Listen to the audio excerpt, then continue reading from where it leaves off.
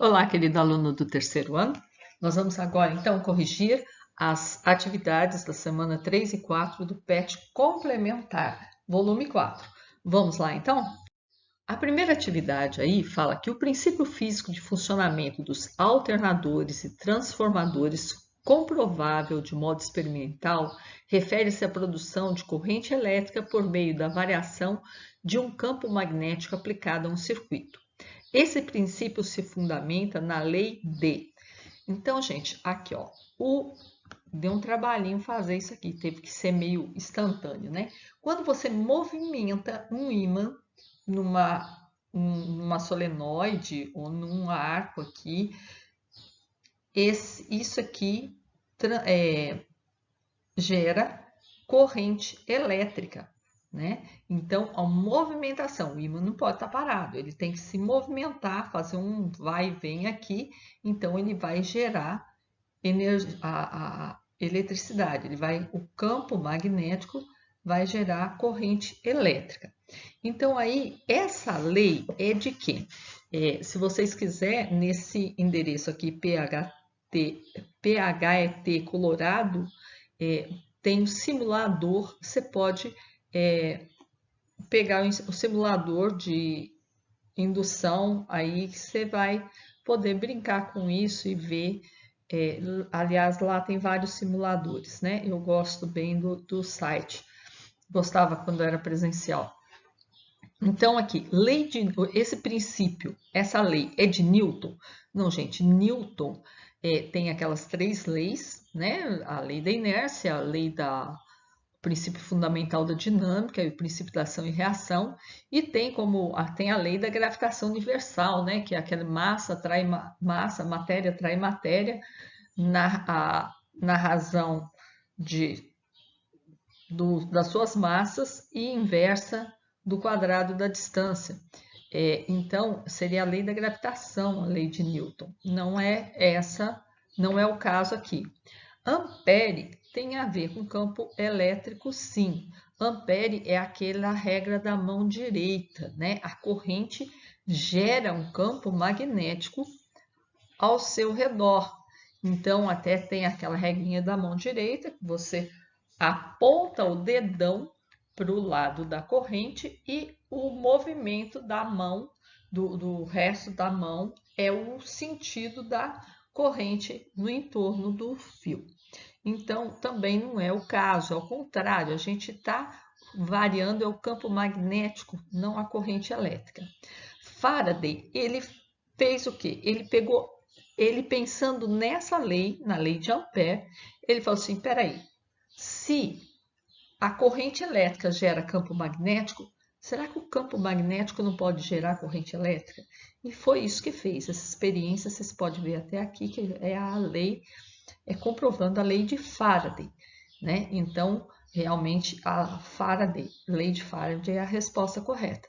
E a lei de Coulomb não é, gente. A lei de Coulomb, ela é baseada nessa lei aqui de Newton, tá? Só que Coulomb, ele pega aqui, ó, em vez de massa, ele usa cargas elétricas.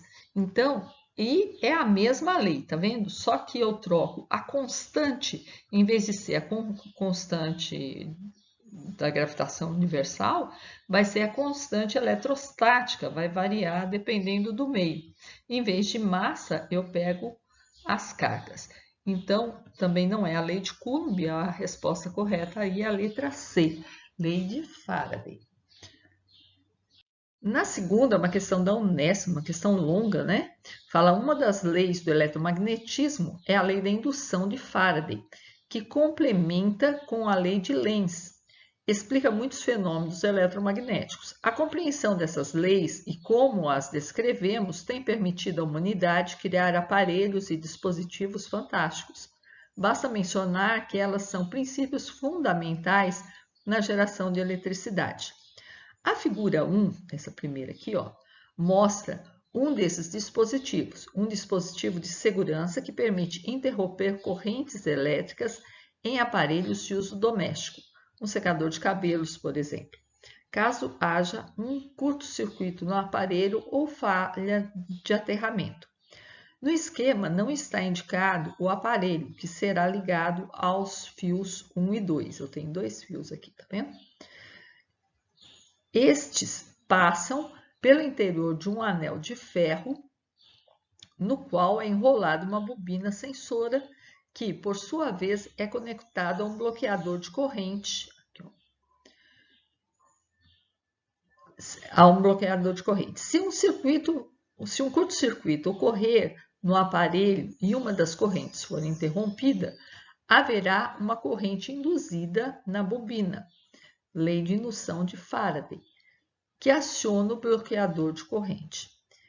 A figura 2 representa uma seção do anel de ferro vista frontal, na qual é enrolado um fio, no caso a gente chama ele de bobina, um fio condutor reto e comprido, passa pelo centro da argola e é percorrido por uma corrente I.